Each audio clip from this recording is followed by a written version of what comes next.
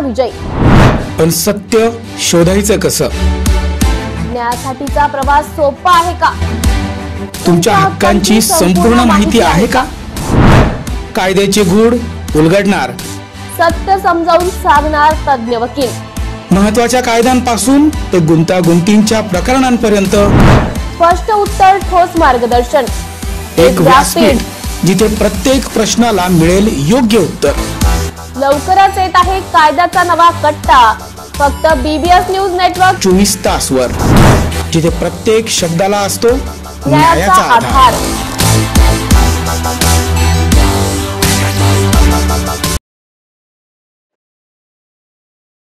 नमस्कार, मी उज्ज्वला बैसाने तुमचं स्वागत करते बीबीएस न्यूज मध्ये। कोल्हापूरच्या करवीर निवासी श्री महालक्ष्मी मंदिरात नवरोत्सवाच्या तयारीला सुरुवात झाली आहे। बुधवार दिनांक 10 सप्टेंबर रोजी मंदिर परिसरात स्वच्छता, रंगरंगोटी, दीपमाळ व शिखर दुरुस्तीचे काम करण्यास सुरुवात झाली असून 22 सप्टेंबरला घटस्थापनेपासून उत्सवाला प्रारंभ होणार आहे। दरवर्षीप्रमाणे लाखो भाविकांच्या गर्दीची अपेक्षा आहे। देवस्थान समितीकडून दर्शन, रांगा व्यवस्थापन, पाणी पुरवठा, विजेची सुविधा, सुरक्षा व्यवस्था तसेच पालखी व नगर परिषद मार्गाची दुरुस्तीचे नियोजन सुरू आहे। पावसाच्या पार्श्वभूमीवर मंदिर परिसरातील छत बसविण्यात येणार आहे। नवरात्र काळात सांस्कृतिक कार्यक्रमांसाठी 100 संस्थांना संधी मिळणार असल्याची माहिती संस्थांमार्फत देण्यात आली आहे। परंपरेनुसार एकादशीला गाभाऱ्यात स्वच्छता व देवी दागिन्यांची झळाळी करण्यात येणार आहे। समितीचे सचिव शिवराज नाईकवाडे यांनी भाविकांसाठी सर्व व्यवस्था सुरळीत ठेवण्याचे आश्वासन दिले आहे। तसेच शारदीय नवरात्र उत्सवाला पार्श्वभूमीवर मंदिरातील सर्व दानपेट्यांमध्ये मोजदाद करण्यात येत असून जवळपास 1.5 महिन्यात जवळपास 1.5 कोटींचे दान भक्तांनी देवीच्या दानपट्ट्यांमध्ये टाकले आहे। या संदर्भातील माहिती देताना पश्चिम महाराष्ट्र देवस्थान समितीचे सचिव शिवराज नाईकवाडे म्हणाले की सालाबादप्रमाणे शारदीय नवरात्रोत्सव 2025 ची तयारी आपली सुरू झालेली आहे आणि स्वच्छता, रंगरंगोटी या कामासह आपली तयारी आता प्राथमिक स्तरावर आहे। त्याचबरोबर दर्शन रांग योग्य पद्धतीने घेण्यासाठी आपली शेतकरी संघाच्या हॉलकडून ज्या पद्धतीने आपण भाविकांना चांगल्या सुविधा देऊ शकतो त्या पद्धतीने आपण सुरू केलेली आहे तयारी। त्याचबरोबर नगर प्रदक्षिणा मार्ग असेल किंवा पंचमीचा पालखी मार्ग असेल, दसऱ्याच्या पालखीचा मार्ग असेल, त्याच्या योग्य ह्याच्यासाठी आपण पाहणी आणि रस्त्याची आवश्यक दुरुस्ती याबद्दल संबंधित सर्व अधिकाऱ्यांसह आपण महापालिका, पीडब्ल्यूडी या सर्वांसह आपण ही पाहणी करत आहोत। त्याचबरोबर वाहतूक व्यवस्थेसाठी पण आपण वाहतूक शाखेच्या बरोबर समन्वय साधून त्या दृष्टीने प्रयत्न सुरू केलेले आहेत। आपल्या मंदिरातील अंतर्गत भागातील स्वच्छता ही गाभाऱ्याची स्वच्छता आपली नियमित परंपरेनुसार एकादशी दिवशी होईल आणि त्यावेळीच आपली देवीच्या दागिन्यांची पण स्वच्छता घेतली जाईल। आता शिखराची रंगरंगोटी तुम्हाला सुरू असलेली दिसते, लवकरच हे काम पूर्ण होईल। पावसानं पण चांगली उघडीप दिल्यामुळं आपण हे काम आता वेगाने करत आहोत। देवीची पालखी पारंपरिक पद्धतीने सदरेवरच बसावी यासाठी आपण नाशिककरांसाठी जाहीर आवाहन। पावसाळ्यात अतिसार, गॅस्ट्रो, कॉलरा यांसारखे दूषित पाण्यामुळे होणारे आजार होऊ नयेत म्हणून उघड्यावरील अन्नपदार्थ व कापलेली फळे खाऊ नका। पिण्याचे पाणी गाळून 10 मिनिटे उकळून प्या। जेवणापूर्वी व बाळास भरवण्यापूर्वी हात स्वच्छ धुवा। ताक, शहाळ्याचे पाणी, डाळीचे पाणी भरपूर प्रमाणात प्या आणि ताज्या अन्नपदार्थांचे सेवन करा। रोगाची लागण झाल्यास त्वरित डॉक्टरांचा सल्ला घ्या। स्वच्छता पाळा, रोग टाळा। सार्वजनिक आरोग्य विभाग, मनपा नाशिक द्वारे जनहितार्थ प्रसारित। राष्ट्रीय आरोग्य अभियान NHM अंतर्गत आरोग्य विभाग कार्यरत असलेले कंत्राटी कर्मचाऱ्यांकडून वार्षिक वेतनवाढ, विमान सुरक्षा, HR पॉलिसी अशा विविध मागण्यांसाठी आझाद मैदानावर आंदोलन केले होते। परंतु तरीही मागण्या मान्य न झाल्याने राष्ट्रीय आरोग्य अभियान एकत्रीकरण समितीच्या वतीने 19 ऑगस्ट पासून बेमुदत संप सुरू करण्यात आले आहे। अखेर मात्र 9 सप्टेंबर रोजी आरोग्य मंत्र्यांनी कंत्राटी कर्मचाऱ्यांच्या 13 मागण्या पूर्ण करण्यात आल्यामुळे गुरुवार दिनांक 10 सप्टेंबर रोजी अमरावती जिल्हा परिषद कार्यालयासमोर आरोग्य कंत्राटी कर्मचाऱ्यांनी फटाक्यांची आतिषबाजी, गुलालाची उधळण आणि लाडू वाटप करून संपाचा शेवट मोठ्या जल्लोषात करण्यात आला। मागील 23 दिवस राज्यभर धरणे आंदोलन सुरू होते। तसेच कंत्राटी कर्मचाऱ्यांच्या संपामुळे जिल्हा स्त्री रुग्णालय, जिल्हा रुग्णालय तसेच ग्रामीण भागातील रुग्णालयातील कर्मचाऱ्यांवरील कामाचा ताण वाढला होता। मागील 22 दिवस वेगवेगळ्या पद्धतीने आंदोलन करून प्रशासनाचे लक्ष वेधून घेतले होते। यावेळी मोनाली खांडेकर आणि प्रीती पवार यांनी प्रतिक्रिया दिली आहे। 3 धुळ्यातील 5 कंदील परिसरात पुन्हा हॉकर झालेल्या घोषित करा, भाजीपाला विक्रेते आक्रमक। नमस्कार, मी मोनाली खांडेकर. 19 ऑगस्ट पासून एकत्रीकरण समितीच्या अधिपत्याखाली सर्व कंत्राटी कर्मचारी यांनी काम बंद आंदोलन पुकारलेले होते आणि आज आंदोलनाचा जवळपास 23वा दिवस आमचा. काल झालेल्या आरोग्यमंत्री साहेबांच्या बैठकीनुसार आम्हाला ज्या आमच्या 13 मागण्या होत्या त्या आम्हाला आरोग्यमंत्री साहेबांनी कबूल केल्या आणि लेखी स्वरूपात दिल्या. त्याबद्दल मी त्यांचे मनस्वी आभार व्यक्त करते आणि आमच्या संपाला 100% यश मिळालं असं मी सगळ्या कर्मचाऱ्यांच्या वतीने सांगू इच्छिते. आणि आम्ही आज संपाचा शेवट गोड झाला त्या अनुषंगाने आम्ही गुलाल उधळला, फटाके फोडले, कर्मचाऱ्यांचे लाडूचे आणि तोंड गोड केले. असा आम्ही आमच्या आंदोलनाचा शेवट केला आहे. आम्हाला आरोग्यमंत्री साहेबांनी 15% पगारवाढ दिली.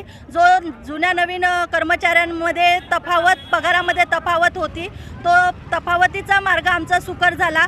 बदली धोरण मान्य केले, लॉयल्टी बोनस लागू केलं आणि जे एक वेळ समायोजनाबाबत जी आमची मुख्य मागणी होती तर ती खूप चांगल्या प्रकारे आमची सोडवल्या गेली आहे. जे राज्यातील 13,400 काहीतरी कर्मचारी 10 वर्ष पूर्ण झालेले होते तर त्या सर्व कर्मचाऱ्यांना एक वेळचा न्याय म्हणून एक वेळची विशेष बाब म्हणून समायोजन करण्याचे आरोग्यमंत्री साहेबांनी लेखी स्वरूपात आम्हाला दिले.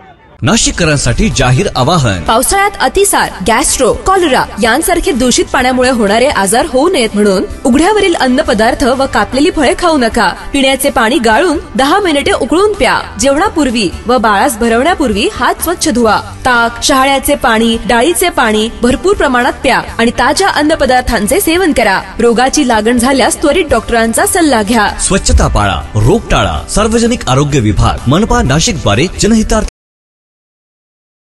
धुळे शहरातील जुना आग्रा रोड येथील 5 कंदील परिसरात असलेल्या मुख्य बाजारपेठ गेल्या 2 महिन्यांपासून हटविण्यात आली असून येथील भाजी विक्रेत्यांना या ठिकाणी भाजी विक्री करण्यासाठी मज्जाव केला जात आहे.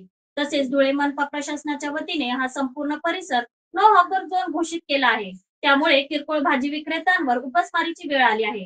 याच पार्श्वभूमीवर आजपासून किरकोळ भाजी व्यावसायिकांनी बेमुदत उपोषण सुरू केले असून या संपूर्ण 5 कंदील येथील मुख्य बाजारपेठेला पुन्हा हॉकर झोन घोषित करा अशी मागणी करण्यात आली आहे. तसेच आजपासून धुळे शहरातील जेल रोड परिसरामध्ये किरकोळ भाजी विक्रेत्यांनी अमर उपोषणाला सुरुवात केली आहे. जोपर्यंत 5 कंदील परिसराला घोषित करून आम्हाला त्या ठिकाणी भाजी विक्री करण्याची परवानगी देत नाही तोपर्यंत हे उपोषण सुरूच राहील असा आक्रमक पवित्रा या भाजी व्यावसायिकांनी घेतला आहे. यावेळी भाजी विक्रेते सागर निपत आपली भूमिका स्पष्ट करत म्हणाले की गेल्या 40 ते 45 वर्षापासून आग्रा रोड येथे या ठिकाणी गोरगरीब हे सगळे आपले कष्टकरी पोट भरत होते. परंतु गेल्या 3 महिन्यापासून प्रशासनाच्या वतीने हातगाडीवर बेकायदेशीरपणे कारवाई करण्यात आली. कुठलीही सूचना न देता नवीन मार्केटचं बांधणीचं कारण पुढे देत आग्रा रोडचं साफसफाई करण्याची या ठिकाणी कारवाई या ठिकाणी प्रशासनाने केलेली आहे. परंतु जो आग्रा रोडला तुम्ही नो हॉकर झोन केलेला आहे, जोपर्यंत तुम्ही त्या आग्रा रोडला हॉकर झोन पुन्हा घोषित करत नाही तोपर्यंत आम्ही कष्टकरी हातगाडीधारक किरकोळ विक्रेते या ठिकाणी उपोषणाला बसलेलो आहोत. आम्हाला प्रशासनाच्या विरोधात जायचंच नाही, पण प्रशासनाने आमच्या विरोधात जाऊन या ठिकाणी मोठी कारवाई केलेली आहे. आम्ही सगळे 700-800 लोक हॉकर्सवाले या ठिकाणी आमच्या पोटावर आलेलं आहे. आमची उपासमारीची वेळ आलेली आहे. आमच्या 3 महिन्यापासून घरात खायचे लाले झालेले आहेत. अशा परिस्थितीत आम्ही जगत आहोत. परंतु प्रशासनाला आमच्याशी एक काही घेणं देणं नाही. आम्ही या ठिकाणी प्रशासनाला शेवटची विनंती करीत आहोत. आजपासून या ठिकाणी आमचं उपोषण सुरू झालेलं आहे आणि जोपर्यंत मुख्य बाजारपेठ आग्रा रोडला घोषित होत नाही आणि नो हॉकर झोनचे बोर्ड काढून तिथं हॉकर झोनचे बोर्ड लावण्यात येत नाही तोपर्यंत आम्ही आता या ठिकाणी थांबणार नाही. हा उपोषणाचा पहिला दिवस आहे. या ठिकाणी आम्ही महिला वर्ग, पुरुष वर्ग आणि शाळकरी विद्यार्थी या ठिकाणी मोठ्या प्रमाणात उपस्थित झालेले आहेत. प्रत्येक लोटगाडी धारक या ठिकाणी परिवारासहित या ठिकाणी उपस्थित झालेला आहे आणि जोरदार या ठिकाणी निदर्शनं करू. आजचा हा आंदोलनाचा पहिला दिवस आहे. उद्या जर आमच्यापर्यंत प्रशासनाचे पदाधिकारी पोहोचले नाहीत तर प्रशासनाचं या पित्तर पाट्यामध्ये आम्ही पित्तर घातल्याशिवाय राहणार नाही अशी नाशिककरांसाठी जाहीर आवाहन. पावसाळ्यात अतिसार, गॅस्ट्रो, कॉलरा यांसारखे दूषित पाण्यामुळे होणारे आजार होऊ नयेत म्हणून उघड्यावरील अन्नपदार्थ व कापलेली फळे खाऊ नका. पिण्याचे पाणी गाळून 10 मिनिटे उकळून प्या. जेवणापूर्वी व बाळास भरवण्यापूर्वी हात स्वच्छ धुवा. ताक, शहाळ्याचे पाणी, डाळीचे पाणी भरपूर प्रमाणात प्या आणि ताज्या अन्नपदार्थांचे सेवन करा. रोगाची लागण झाल्यास त्वरित डॉक्टरांचा सल्ला घ्या. स्वच्छता पाळा, रोग टाळा. सार्वजनिक आरोग्य विभाग, मनपा नाशिक द्वारे जनहितार्थ प्रसारित. नाशिककरांसाठी आमच्या जीआरला धक्का लागला तर महाराष्ट्रात एकही नेत्याला फिरू देणार नाही, मनोज जरांगे पाटील यांचा जसा तुम्ही मुंबईत मोर्चा काढला त्यानंतर आता ओबीसींचा सुद्धा मुंबईत महामोर्चा होतोय. दसऱ्यानंतर 8 किंवा 9 तारखेला हा मोर्चा जो आहे तो मुंबईत पार पडणार आहे. काय हरकत नाही. लोकशाहीचा अधिकार आहे, कोणी काढू शकतो. लोकशाही मार्ग आहे सगळ्याला. कोणी आंदोलनं करू शकतं, निदर्शनं करू शकतं, मोर्चाही काढू शकतं.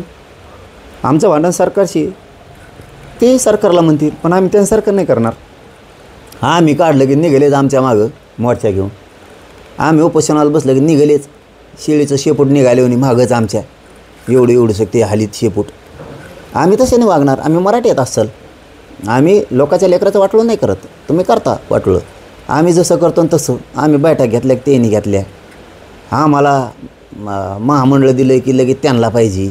आम्ही असं ते बघा शेंडी फळं असतं मागं हिंडतं असं शर्टाच्या कोपऱ्याला धरून मागं चलत मागत हे दी मला, लेमन गोळी दी मला चॉकलेट दी. त्यांनी कम खाल्लं चॉकलेट मग मला दी. मग ते खाली का पडलेलं असताना पण दी. दुसऱ्यांनी खाऊन चोखून टाकून दिलेलं जरी असलं तरी आम्हाला दी. आम्हाला सारथी असली की लगेच निधी आला की आम्हाला द्या. आम्ही असे रडके नाहीत. आम्हाला मंत्रिमंडळाची उपसमिती दिली की आम्हाला द्या असले नाहीत. आम्ही लढून मिळवतो. लोकाला दिल्यावर त्याच्यावर जळून आम्हाला तसं द्या नाही म्हणत. आम्ही आमच्यात कुवत आहे, आमच्यात इच्छाशक्ती आहे. आम्ही मॅनेज होत नाहीत, फुटत नाहीत, राजकारणासाठी काम करत नाहीत.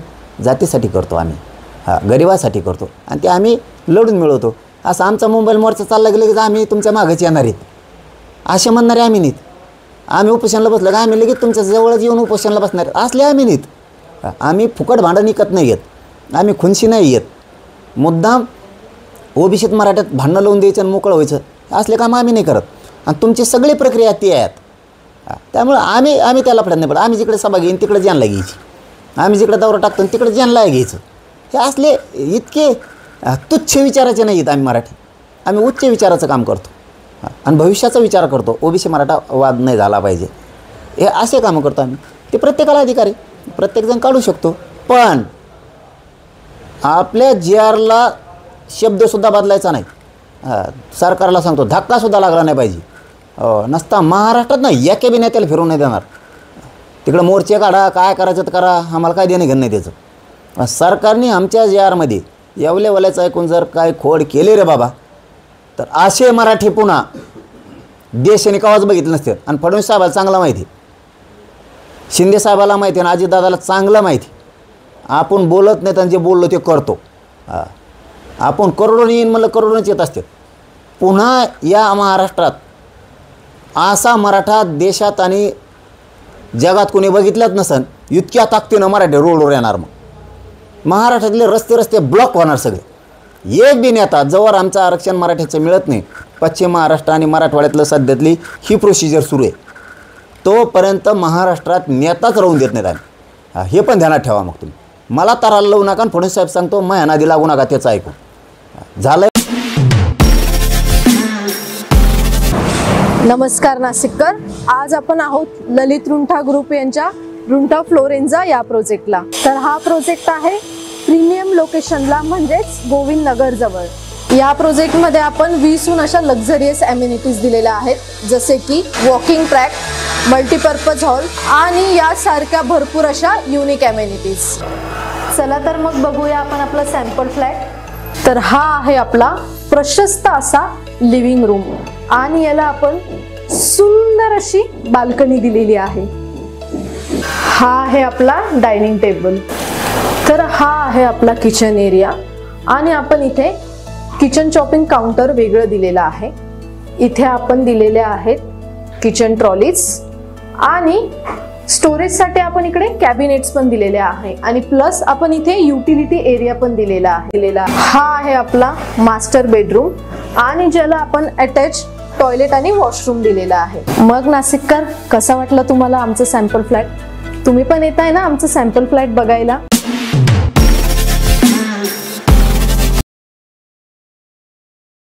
गोंदिया जिल्ह्यातील बोनस पात्र शेतकऱ्यांची संख्या 1,35,013 एवढी असून यापैकी 1,28,563 शेतकऱ्यांना तब्बल 242,98,35,000 रुपयांची रक्कम वितरित करण्यात आली आहे.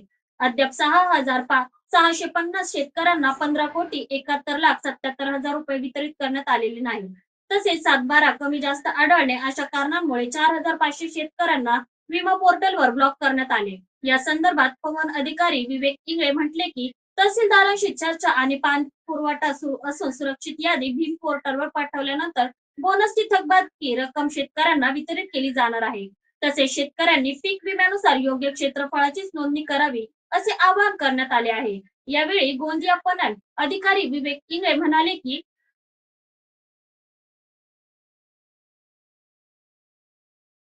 बोनस साठी एकूण पात्र गोंदिया जिल्ह्यामध्ये 1,35,013 शेतकरी होते. त्यापैकी जिल्हा पणन कार्यालयाकडून 1,28,563 शेतकऱ्यांना 242,98,35,000चे बोनसचे वितरण करण्यात आलेले असून 6,450 शेतकऱ्यांना 15,71,77,000 रुपये अदा करणे बाकी आहे. याच्यामध्ये भीम पोर्टलकडून जवळजवळ 4,500 शेतकरी ब्लॉकमध्ये टाकण्यात आलेले असून त्यामध्ये शेतकऱ्यांचे जे काही 7/12 आहे पीक पेरानुसार क्षेत्र हे कमी जास्त आढळून आल्यामुळे त्यांना ब्लॉक करण्यात आलेले आहे. तर त्या बाबतीत माननीय तहसीलदार साहेब यांच्याकडून आम्ही ती पीक पेरानुसार खात्यात जमा करून ते ब्लॉक वेळोवेळी उठवण्याचे कामकाज करीत आहोत. पावसाळ्यात अतिसार, गॅस्ट्रो, कॉलरा यांसारखे दूषित पाण्यामुळे होणारे आजार होऊ नयेत म्हणून उघड्यावरील अन्न पदार्थ व कापलेली फळे खाऊ नका. पिण्याचे पाणी गाळून 10 मिनिटे उकळून प्या. जेवणापूर्वी व बाळास भरवण्यापूर्वी हात स्वच्छ धुवा. ताक, शहाळ्याचे पाणी, डाळीचे पाणी भरपूर प्रमाणात प्या आणि ताज्या अन्न पदार्थांचे सेवन करा. रोगाची लागण झाल्यास त्वरित डॉक्टरांचा सल्ला घ्या. स्वच्छता पाळा, रोग टाळा. सार्वजनिक आरोग्य विभाग, मनपा नाशिक द्वारे जनहितार्थ प्रसारित. नाशिककरांसाठी